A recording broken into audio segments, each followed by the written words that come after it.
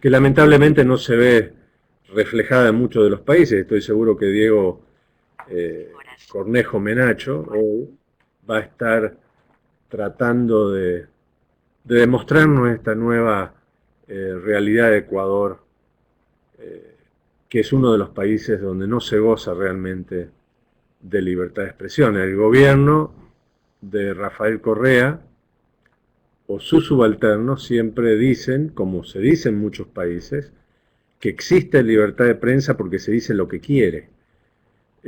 Lo que no están diciendo es que el que dice lo que quiere en Ecuador o el que piensa como quiere en Ecuador sufre represalias por parte del gobierno. Ese es el primer punto por qué podemos sostener que no hay libertad de prensa, y sobre todo porque se trata de un país o de un gobierno totalmente intolerante ante las críticas.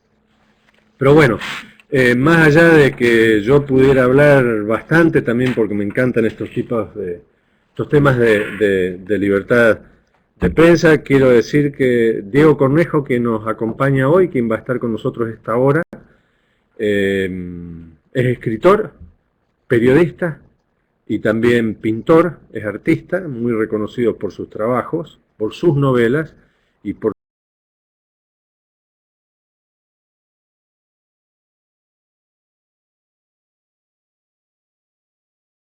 pictórica. Pero también es un periodista que se ha formado desde abajo en varios medios de comunicación en Ecuador, llegando a estar integrante de parte de la redacción de la revista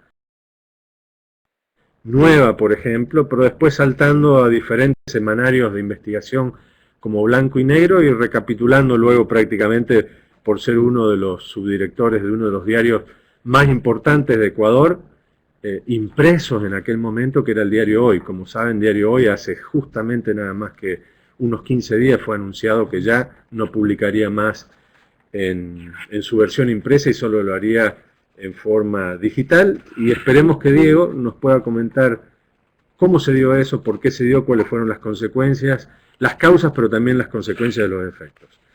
Diego también ha sido profesor del Diplomado de Periodismo de la Universidad Técnica de Loja, trabajó en Diario Expreso, fue instructor de crónica periodística, y del 2009 al 2010 fue director regional de Noticias Ecuavisa en Quito. Y desde 2011 ya prácticamente somos colegas de trabajar juntos en organizaciones que se dedican a la defensa y promoción de la libertad de prensa, en este caso la Asociación de Entidades Periodísticas, perdón, de Editores de la Asociación Ecuatoriana de Editores de Periódicos, más conocida en nuestro ambiente como la EDEP. Así que, sin más, los dejo a ustedes con Diego. Les quería advertir que las preguntas las pueden ir formulando ustedes a medida que quieran hacerlo, lo pueden hacer en el chat, siempre lo usamos de esta manera, y yo le voy a ir ayudando a Diego mientras él haga su exposición, tratando de registrar las preguntas para que él luego las pueda ir respondiendo. Así que, Diego, muchísimas gracias por estar con nosotros, y muy particularmente quiero agradecer a toda la gente que nos acompaña en este momento. También veo que está Diego Urdaneta de la Sociedad de Agent France Press, así que muchas gracias por participar y les deseo a todos muchos éxitos con lo que vamos a compartir. Muy bien. Sí, buenos días. Sí, me están escuchando, ¿verdad? Así es, Estoy, así es. estoy en Quito, gracias a Ricardo, gracias a la Sociedad Interamericana de Prensa por permitirme esta experiencia. Para mí es una situación nueva, esta forma de comunicarme que valoro enormemente. En el Ecuador valoramos esta posibilidad de conversar, conectarnos, comunicarnos sobre este tema, sobre los temas que nos están preocupando, en algunos casos nos están atormentando, y en algunos casos incluso están llevando a la desaparición de algunos medios en el país, como ustedes conocen. A ver, la idea que he propuesto es un poco cotejar la pertinencia de la declaración de Chapultepec. ¿Sí? Este es un, este es un folletito que lo editamos recientemente, con la realidad actual del Ecuador, ¿no? Y cómo este conjunto de ideas importantes contenidas en el preámbulo de la declaración y en cada uno de los principios han entrado en el caso nuestro en una situación que ya está advertida en el preámbulo de la declaración de Chapultepec, cuando se señalaba que este, esta situación no está exenta de riesgos. De modo que en nuestro caso, yo veo que hay un periodo de 30 años que prácticamente resultan ahora quemados.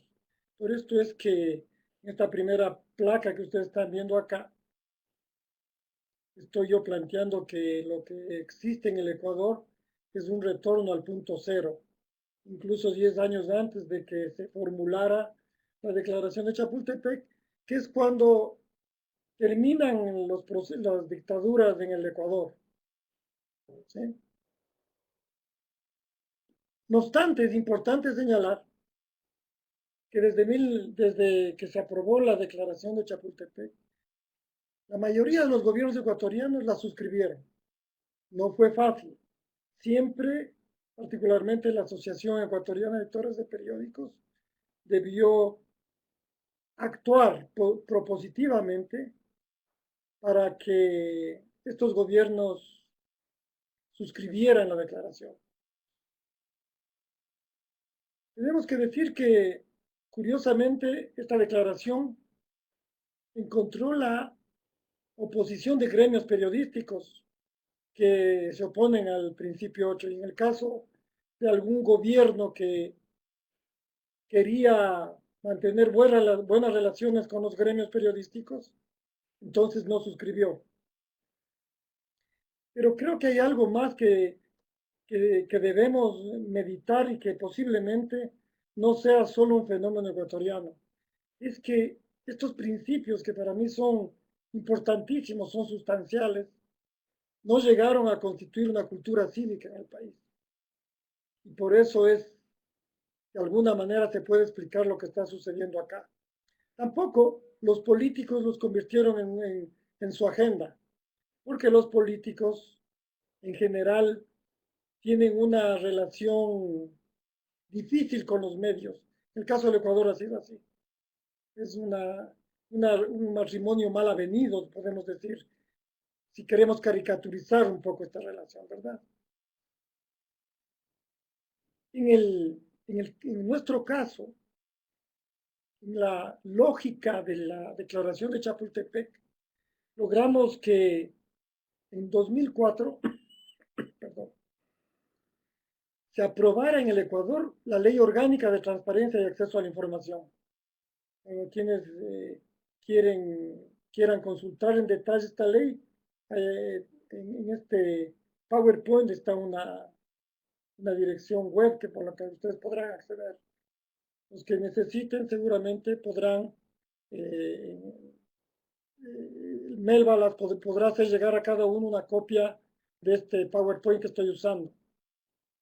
Un año después de aquella ocasión se promulgó un reglamento muy favorable para el ciudadano. La aprobación de la ley de transparencia fue un proceso sumamente complejo, fue muy disputado en el país. Y, esta ley de transparencia, desde nuestro punto de vista, fue la concreción de uno de los principios de la Declaración de Chapultepec, que es este acceso, que es la posibilidad de un acceso fácil a la información y sobre todo a la información de la administración pública. ¿Eh? ¿Qué más? Pero tanto la ley como su reglamento, si bien fueron aceptados, en la práctica hemos tenido dificultad de que esta ley funcione normalmente, digamos. En los últimos años me parece que Fundamedios tiene alguna estadística, alrededor una de cada 10 solicitudes de información son atendidas positivamente por las instituciones del sector público. De modo que en nuestro caso podemos decir que es una ley de letra muerta. Es decir, ¿qué quiero decir? Se logran cuerpos legales, se logra incluso reglamentar esos cuerpos legales, pero en la práctica, en la medida en que no existe una cultura positiva en torno a este tema, en la práctica, digo, se encuentran una serie de mecanismos para impedir el flujo de la información. Y estos mecanismos no pueden encontrar una presión, digamos, o una solución, porque los organismos que podrían estar encargados de que esta presión funcione, o dicho de otra manera, que los funcionarios cumplan con la ley, no operan porque los jueces a los que deberíamos recurrir están coaligados con esta cultura de la desinformación. ¿Sí? Aquí hay una mención de las primeras líneas del preámbulo de nuestra declaración que estamos hablando, ¿no es cierto? A ver, hace 20 años se vislumbraba una época muy interesante para América Latina, para América en general, que era el afincamiento de la democracia. Se señalaba que había elecciones periódicas, gobiernos parlamentarios, partidos políticos, que había una efervescencia sindical, una efervescencia de asociación de la sociedad civil, en fin. Por eso se dice me parece que la Declaración Chapultepec es un documento valioso, además bien escrito. Yo no sé quién, no tengo información quién hizo la redacción, pero me parece magnífico, ¿no? Entonces lo que se planteaba es consolidar la vigencia de las libertades públicas en todo el continente. Ese es el propósito general. En el caso del Ecuador, lo que vamos a ver es que eso no se ha conseguido.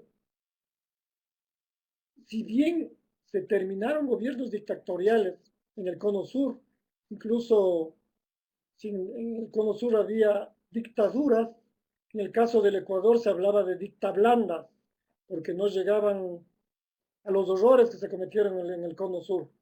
Sin embargo, eran regímenes militares que limitaban derechos fundamentales, entre esos libertad de expresión y la libertad de prensa. Ahora, ¿qué tenemos? Quiero describirles del ataque que sufre la libertad de expresión y la libertad de prensa en el Ecuador. Esta imagen que ustedes tienen aquí es del presidente de la República rompiendo un periódico. Lo hace frecuentemente. Es un gesto muy importante porque tiene, desde nuestro punto de vista, un gran simbolismo, porque Rafael Correa representa el poder del Estado. Es jefe de Estado y jefe de gobierno y representa el poder político en el Ecuador, ¿no?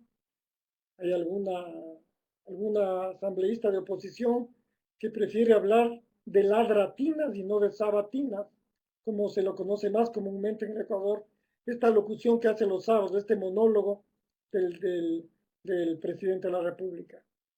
Este es un símbolo de lo que está sucediendo, ¿no?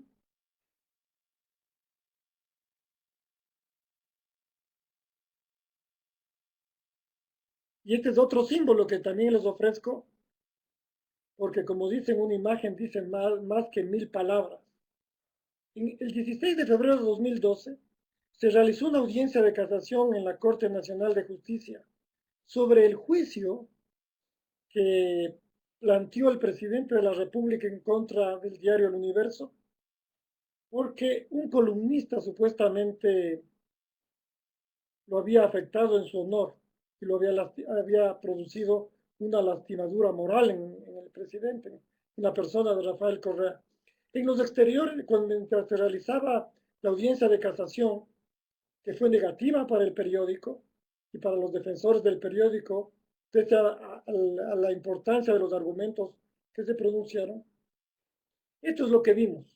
Vimos escenas de mucha violencia y partidarios del presidente Correa quemando periódicos, y había otros partidarios que querían agredirnos físicamente cuando abandonábamos las salas. Esto es una situación de alta tensión producido por un lenguaje violento desde el poder hacia los medios de comunicación.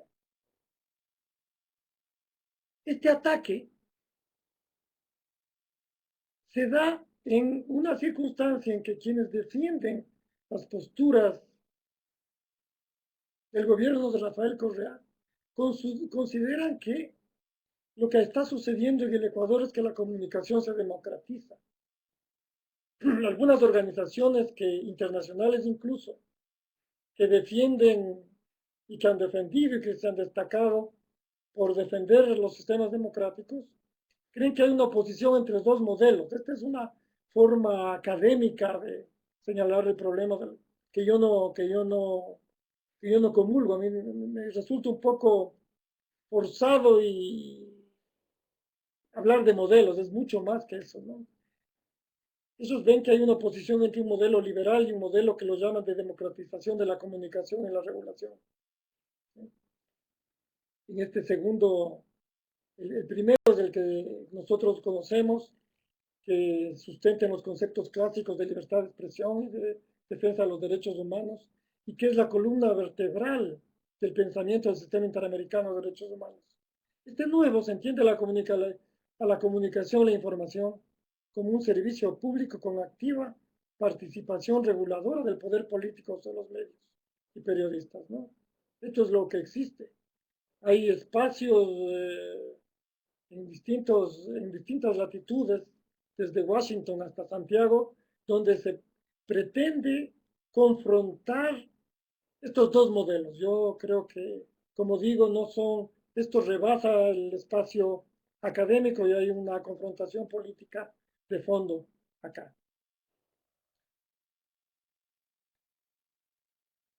Este ataque, en este contexto, implica un violento discurso estigmatizante, declaraciones ofensivas y hostigamiento cotidiano por parte del presidente Correa.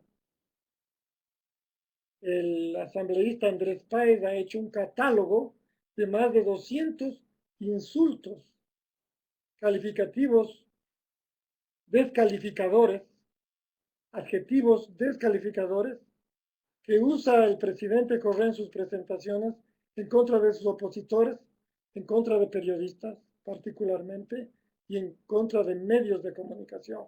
Hay una lista de 200 insultos.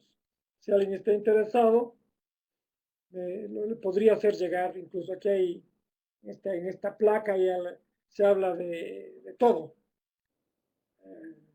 Se habla de miserables, hipócritas, perros, en fin, se usa cualquier tipo de adjetivación.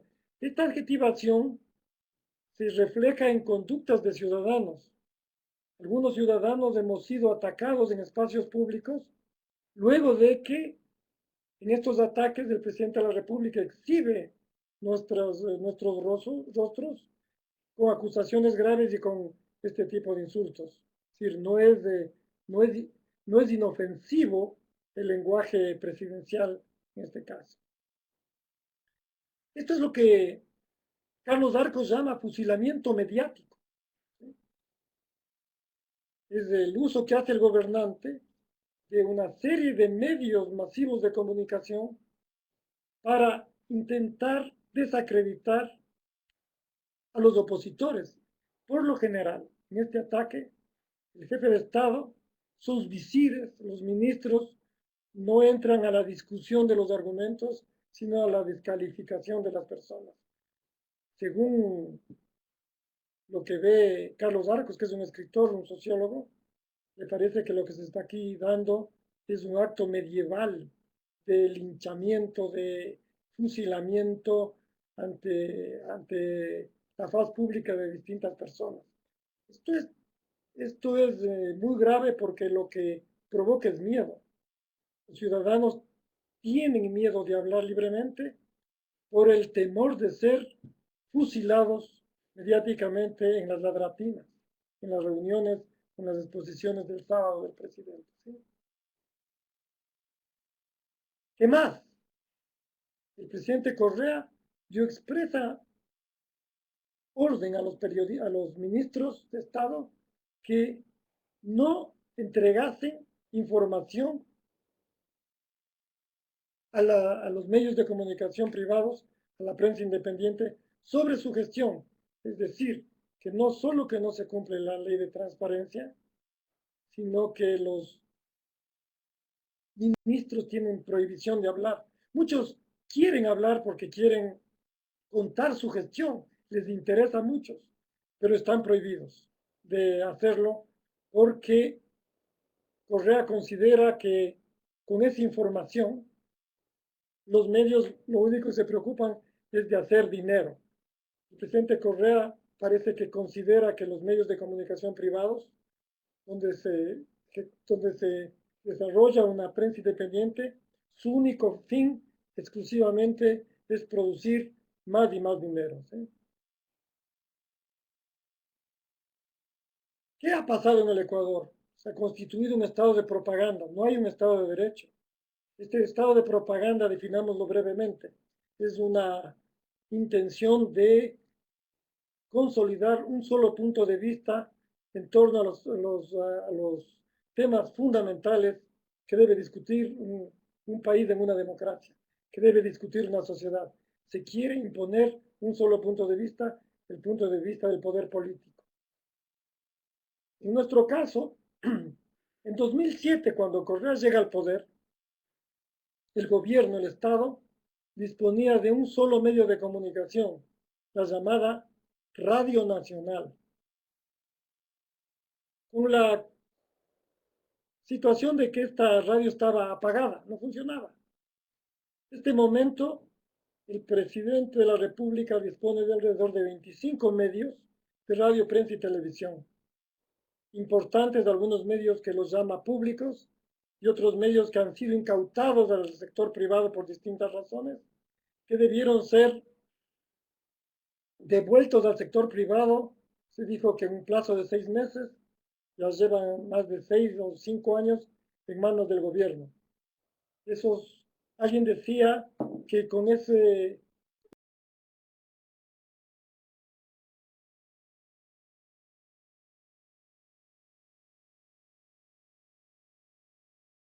propietarios, sino lo que hicieron es incautar audiencias para, para, la, para el discurso gubernamental. Eso es lo que se ha dado, ¿sí? ¿Qué más? Se discrimina la publicidad oficial. Esto ha provocado el estrangulamiento de algunos medios. No solo la publicidad. En el caso del diario Hoy, que cerró su edición impresa la semana pasada, este diario proveía de impresión de libros de inglés al Ministerio de Educación. Era uno de sus ingresos. Un diario que tradicionalmente tuvo dificultades económicas, ¿no? Se cortó eso, por ejemplo, en ese caso. Se cortaron estos contratos de trabajo de las prensas de una empresa como Edimpress y se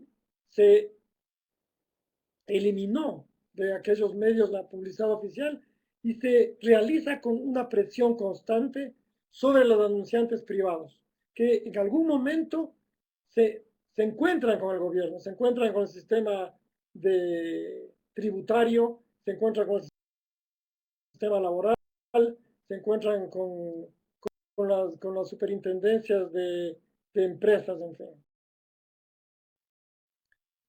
Venimos de procesos penales. El presidente de la República no solo insultó, desarrolló procesos penales como el que ustedes seguramente conocen en todo al diario El Universo, y acusó, por ejemplo, a dos periodistas, Juan Carlos Calderón y Cristian Zurita, que elaboraron un informe llamado El Gran Hermano sobre los negocios del hermano del presidente Correa con el gobierno, lo cual está expresamente prohibido por la Constitución.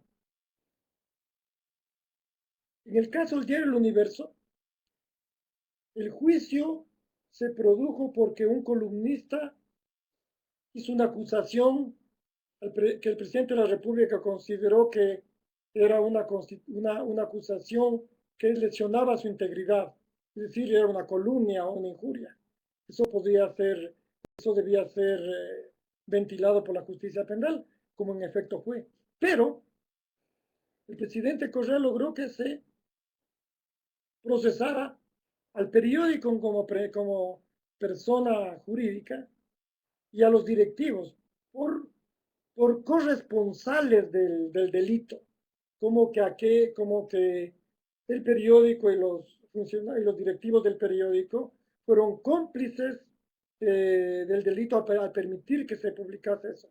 En otras palabras, Correa los involucró por no haber realizado censura previa a un editorial, porque digamos, a una columna de opinión. ¿Sí? Entonces, es aquello lo que sucedió.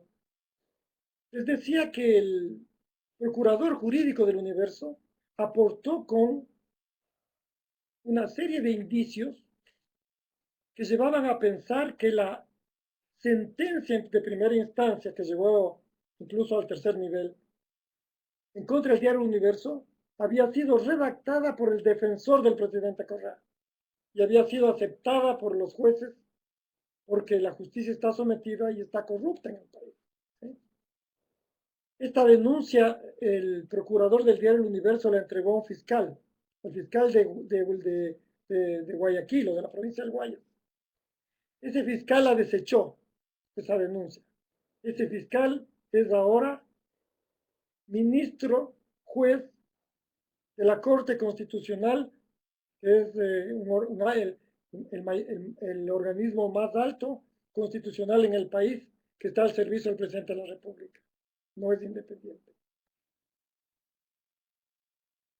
Esto se ha convertido en el caso del Ecuador en una política de gobierno y en una política de Estado.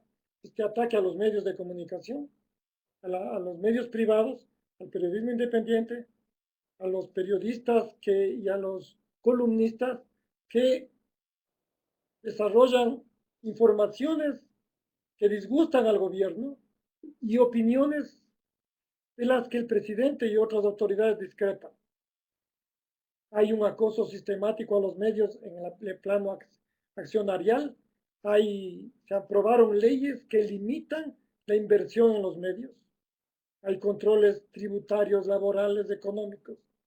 Los medios de comunicación en el Ecuador, los periódicos en concreto, son las empresas sometidas al mayor control en el país. Es decir, no hay otras empresas privadas a las que tienen más control que los periódicos. Y luego, esto culminó en la aprobación de una ley orgánica de comunicación, una ley absolutamente cuestionada.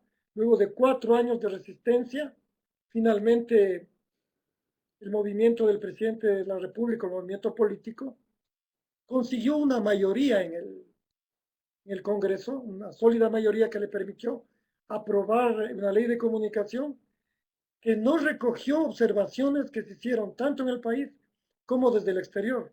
Lo hizo la Sociedad Interamericana de Prensa, lo hizo la Comisión Interamericana de Derechos Humanos, lo hizo la Relatora Especial para la Libertad de Expresión de la Comisión Interamericana, lo hicieron Reporteros Sin Fronteras, lo hizo la Unión Mundial de Periódicos.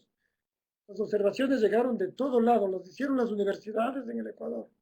No se recogieron e incluso, además de que no se recogieron esas observaciones, porque es una ley inconstitucional, es una ley restrictiva en derechos, además se introdujeron algunos elementos que nunca fueron discutidos en el Parlamento, en la Asamblea Nacional. De ahí que 60 ecuatorianos, esta ley se aprobó el 25 de junio del 2013.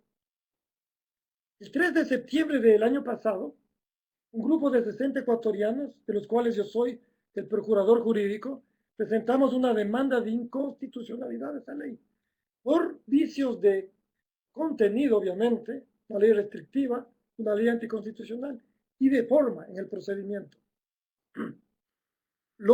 Lógicamente, además demandamos la suspensión de la aplicación de la ley.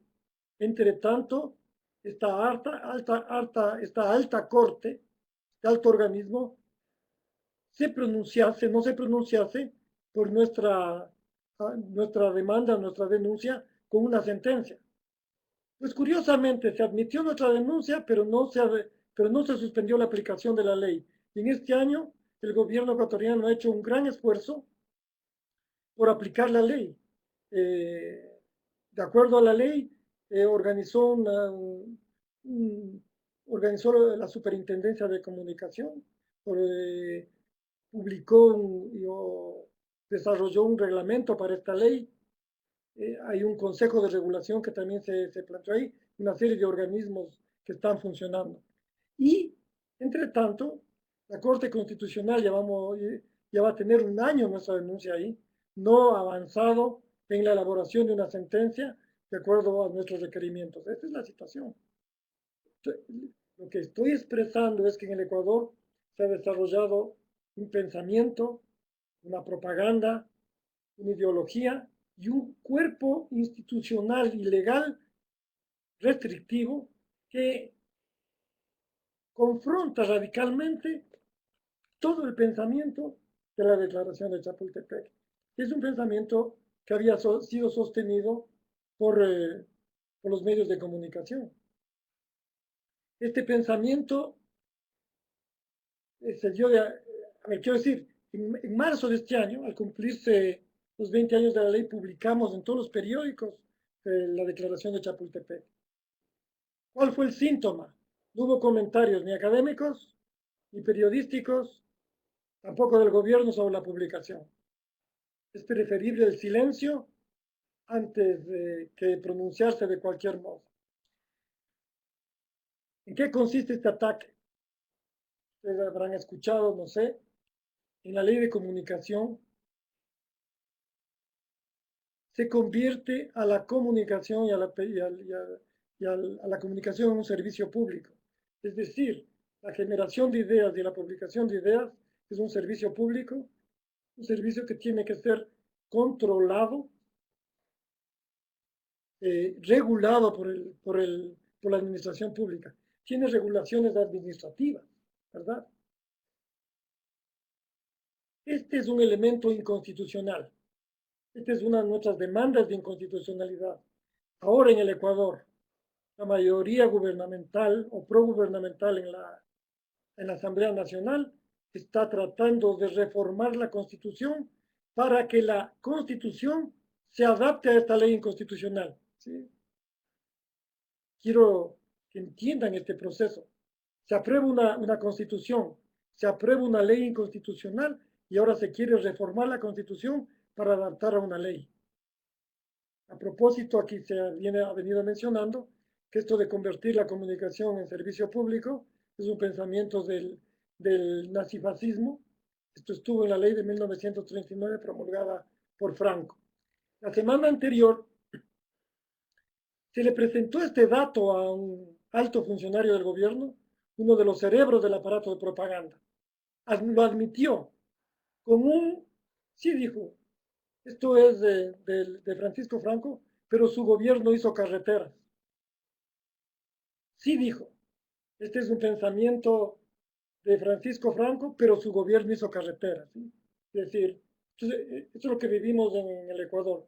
Es un país que está mejorando como paisaje, tiene mejores carreteras, ¿cierto? Pero está desmejorando como país. Hay restricción a los derechos fundamentales como el de libertad de expresión y de libertad de prensa. Ustedes han conocido el caso del caricaturista Bonil. Ahora se ordena rectificar las viñetas. ¿Sí? Una opinión que desagradó, expresada en una viñeta, en una caricatura, que desagradó al presidente de la República, condujo a un proceso al periódico, el diario El Universo otra vez, y a Javier Bonilla. Javier Bonilla debió rectificar y el periódico debió pagar $92,000 de multa.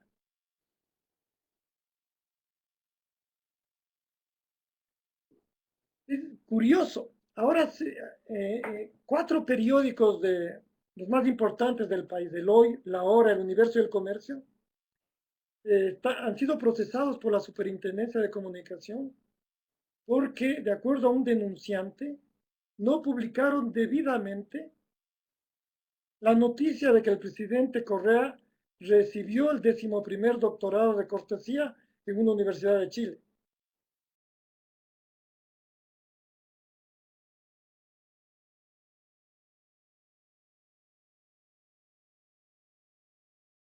El presidente Correa se quejó de aquella una sabatina y uno de sus partidarios ha presentado la denuncia en contra de los medios. Es decir, en el Ecuador se castiga por lo que se publica, pero también por lo que no se publica. Si el gobierno considera que un tema es de interés público y en uso de su libertad editorial, un periódico o una cadena de televisión o una radio no lo difunden, se considera que ha habido censura previa por omisión. La censura previa está castigada por la, digamos, está prohibida por la Constitución del Ecuador y por la Ley de Comunicación. Entonces, el tema es que lo que es de interés público y qué no es de interés público, lo define el gobierno, el aparato de propaganda del gobierno. Ya no lo define el jefe de información de un periódico o de un medio en el Ecuador. Este es el conflicto que tenemos ahora a este nivel, ¿verdad? Miren la dimensión que aquello tiene. Es decir, eso es un ejercicio de censura porque se está exigiendo que se publiquen temas de exclusivo interés del gobierno. Espero que estoy con tiempo, voy a apresurarme un poquito. ¿Qué más ha pasado? Uno de los grandes argumentos de la ley de comunicación era que se iba a democratizar esta comunicación porque iba a haber una redistribución de frecuencias radioeléctricas. De ese 100% se planteó 34% para el sector comunitario, 23% para el sector público, 33% para el sector privado. En esa distribución de frecuencias, ni siquiera el 5% se ha entregado en este año de funcionamiento de la ley de comunicación, se ha entregado al sector comunitario.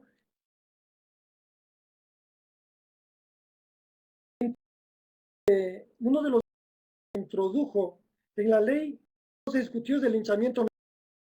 Esta es una figura rara que se penaliza o se castiga en la ley de comunicación, que implica una concertación de distintos medios para perjudicar a un funcionario público, a su gestión o a su nombre. Esto ha conducido a que desapareciese la investigación periodística, porque lo usual cuando un medio hace una denuncia sobre cualquier asunto de corrupción, por ejemplo, en alguna gestión de cualquier funcionario, en lo que sucede en las democracias es que distintos medios se suman en la investigación y van desarrollando la información. Eso es considerado linchamiento mediático y un delito en el Ecuador. Esto ha llevado a que en las redacciones de radio, prensa y televisión ya se desmontaran las unidades de investigación. En el Ecuador, en los medios independientes no se hace investigación. Pero la buena noticia, y esto es una ironía que estoy planteando, es el fin de la corrupción. Ustedes están de acuerdo conmigo que lo que no se investiga y no se publica, no se conoce. Si no se investiga la corrupción, si no se publican hechos de corrupción, no existe la corrupción. Este es lo que ha conllevado la aplicación de la ley de comunicación en el Ecuador. El efecto es la autocensura. Los medios, la ley de comunicación es una ley de medios privados, no se aplica a los medios gubernamentales. Y algo más, la Superintendencia de Comunicación se ha convertido en un tribunal especial para juzgar a ciudadanos especiales. Los periodistas estamos extraídos de los derechos, de nuestros derechos ciudadanos comunes. Ya no nos juzgan jueces comunes, sino este tribunal especial que es la Superintendencia de Comunicación. Los colegas del Cono Sur, los que conocieron de cerca las dictaduras, saben que las dictaduras nos juzgaban o juzgaban a los periodistas, a los opositores, en tribunales especiales, con leyes especiales construidas para el efecto. En el fondo de esto hay un ataque a lo que nosotros consideramos que debe ser una democracia. La democracia no solo es un proceso que se funda en procesos, no se funda en hechos plebiscitarios, es decir, en elecciones. La democracia también necesita deliberación. Los medios, a ver, una democracia tiene previsto un espacio de deliberación, que es la Asamblea Nacional, el espacio legislativo. Cuando los espacios legislativos no tienen independencia, como en el caso del Ecuador, la deliberación, la interpelación al poder ocurre, se hace a través de los medios de comunicación. Eso es lo que ocurre. Algo más un dato quería darle sobre este tema de la. Hay un economista que se llama Pablo Salgado. Señaló públicamente hace 3 días que en su trabajo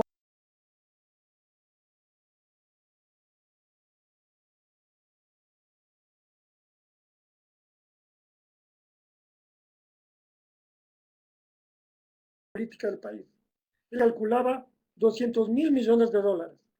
Al correr este modelo matemático, aparece un agujero del 10%. No se explica qué pasa con 20.000, qué pasó, han desaparecido 20 millones de dólares, dice él. La cifra de la corrupción, un 10%. Muchos dicen que esa es la cifra promedio en otros países, como que eso fuera una disculpa, un halago, pero este dato también quería proporcionarles que podría darnos pie para conversar. Entonces, claro, lo que aquí es esto, ¿no? No queremos deliberación, solo se justifica, yo no puedo hablar porque a mí nadie me ha elegido. ¿Quién le ha elegido a la Sociedad Interamericana de Prensa para hablar? ¿Quién le ha elegido a tal periódico? ¿Quién le ha elegido a tal columnista, a tal intelectual o a tal político si ha perdido las elecciones? ¿Cómo habla y por qué habla? Esta es la situación. A ver, este panorama que les he descrito brevemente confronta profundamente a la Declaración de Chapultepec. La Declaración de Chapultepec contiene una filosofía liberal sobre la vigencia de los derechos fundamentales y el ejercicio de la libertad de expresión. Esto es lo que está en ataque en el Ecuador, como creo que está en otros países como Bolivia, como Argentina, como Venezuela, y es una amenaza en muchos países. Estoy ya, listo. Diego, permíteme, primero te agradezco la intervención. Creo que has dado un marco bastante específico sobre lo que está sucediendo, lo que sucede desde hace varios años en Ecuador. De todas maneras, un poco como has enfocado la charla, tiene que ver absolutamente con el tema de libertad de prensa, ese tipo de polarización que ha creado el gobierno con los medios y con los periodistas muy especialmente, con todos los datos que vos nos diste. La pregunta es, vayamos al terreno de la libertad de expresión, al ciudadano común. En otros países, pese a que la gente pueda sentir que la discusión sobre libertad de prensa es entre gobierno y prensa, la gente como que se siente un poco alejado de esta discusión porque tienen ahora, por ejemplo, las redes sociales. Entonces, más allá de las represalias que pudiera haber, yo me manifiesto en Twitter, en Facebook, en Instagram, etcétera, etcétera. La pregunta es, en Ecuador, más allá de los medios, de los periodistas y de los gobernantes, ¿cómo siente el ciudadano común el tema de la libertad de expresión? Esta ley tan mala sobre comunicación, ¿los afecta en cierta forma a la gente o es simplemente el hecho de consumir o no consumir noticias? Pero en su vida diaria, ellos para difundir, divulgar o pensar diferente, ¿los afecta? A ver, sí los afecta.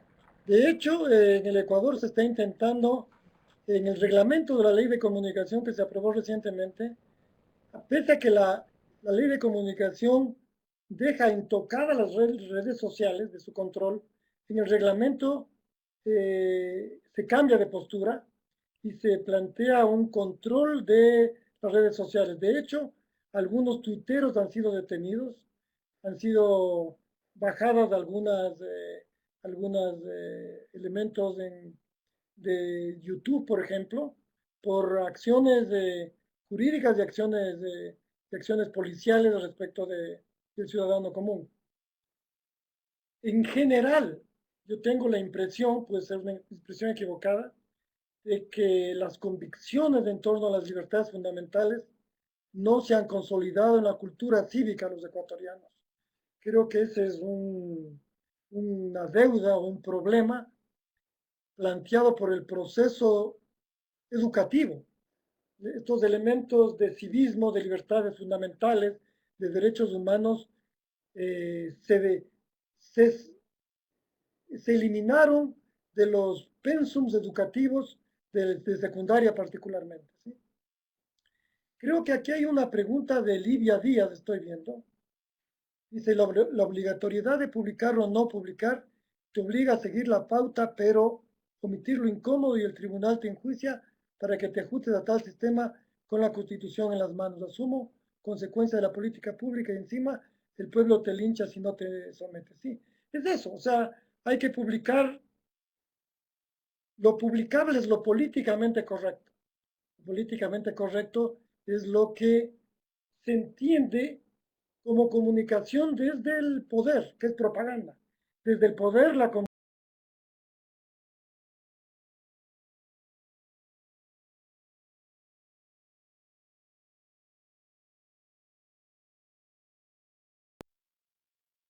Dame. Diego, ¿me escuchas? estoy escuchando, Ricardo. En, Gracias. Discúlpame por esto, sí. perfecto, me da la sensación que el gobierno de Correa es un gobierno bastante desafiante, en el sentido de que trata de ir en contra de todo lo que los periodistas o los medios o la gente opine sobre libertad de expresión y libertad de prensa. El hecho de la ley de comunicación me parece que es justamente ese desafío que él hace a la sociedad.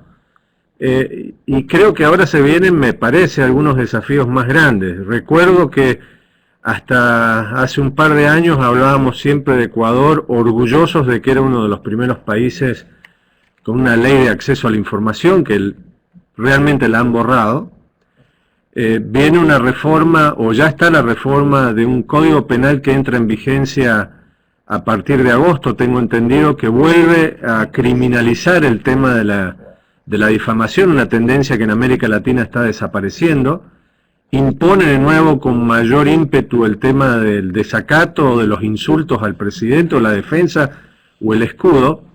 Y por último, creo entender también que, bueno, así como lo explica la ley de comunicación, una larga pelea que hemos tenido en Latinoamérica para que se borre la colegiación obligatoria, de nuevo en Ecuador hay que tener un título universitario o estar certificado de alguna forma con una licencia especial para ser periodistas. ¿Esto es así, Diego? Es así, exactamente, pero no solo es desafiante el gobierno. Lo que nosotros estamos viendo es un abuso del poder constante. Es una actitud de un gobernante autocrático. Pero en el mes de febrero, el presidente de la República recibió una advertencia electoral. Curiosamente, perdió las elecciones seccionales. Frente a eso, el gobierno lo que está haciendo es radicalizar sus posturas de intolerancia y de autoritarismo.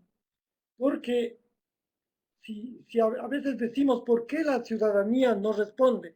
Pues respondió ya el 19 de febrero en las urnas. Nosotros creemos que su respuesta electoral tiene que ver con muchísimo con un rechazo a esta conducta del gobierno del presidente Correa está desarrollando las reformas constitucionales que se quieren discutir ahora en el país, que se quieren imponer por la mayoría parlamentaria, ¿no es cierto? Porque ve que el próximo va a tener problemas. Uno de los temas que se está planteando es la reelección presidencial, indefinida. En el Ecuador no hay reelección presidencial.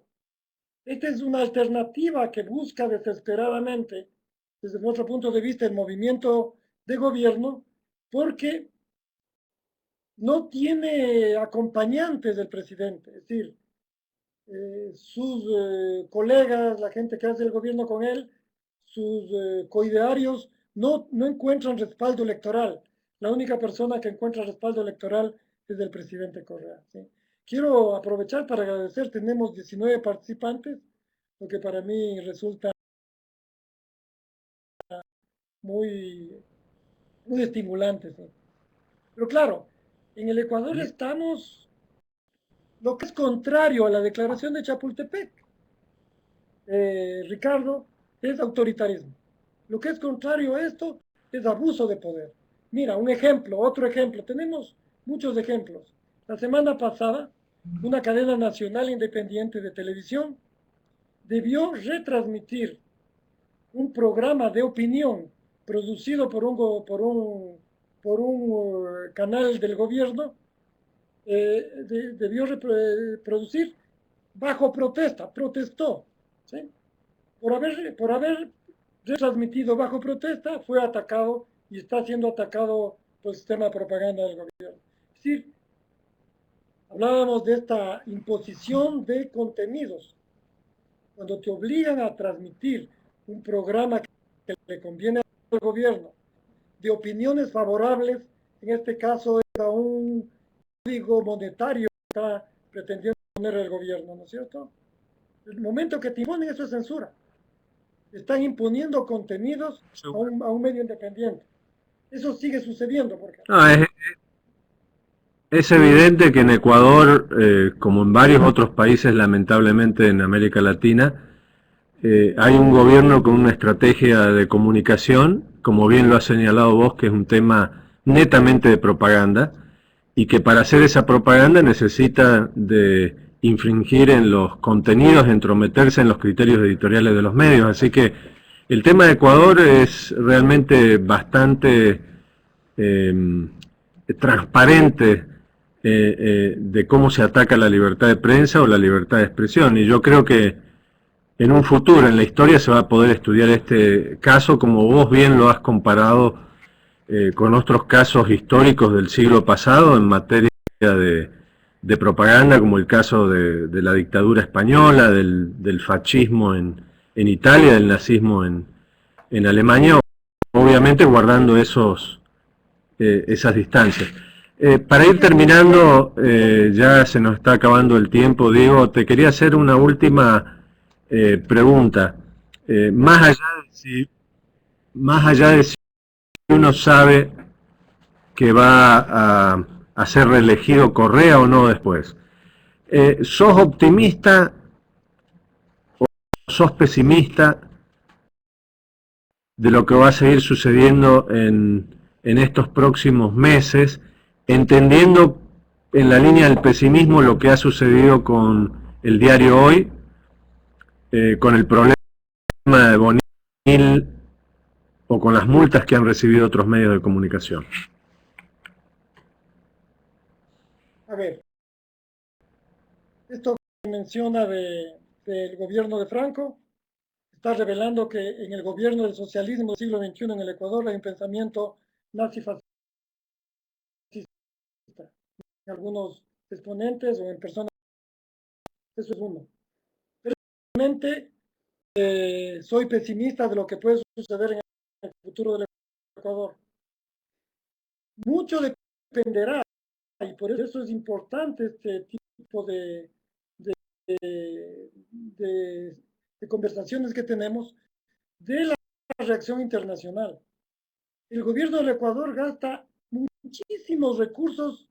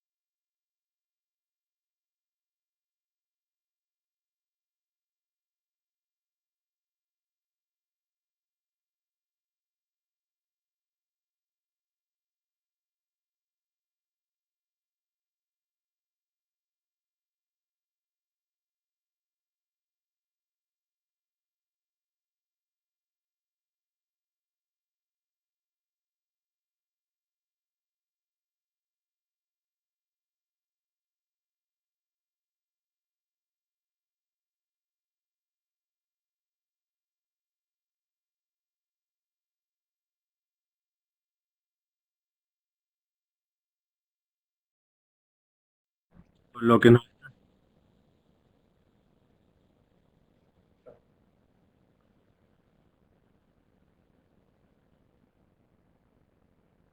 Diego, es obviamente que hay siempre gente que mira el vaso con agua lleno o el vaso con agua vacía, pero de todas maneras lo que vos has descrito es con bastante objetividad lo que, no con bastante, sino realmente objetivamente lo que está pasando en Ecuador.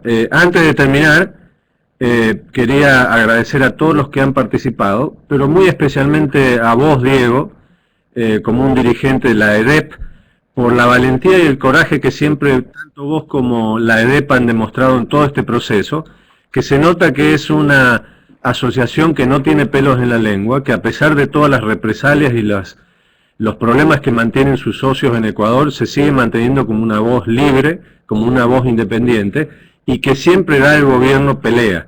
Así que en ese sentido te queremos agradecer que tengas la bandera, tanto vos como la EDEP, de la libertad de prensa en Ecuador. Sin más, Diego, ha sido una...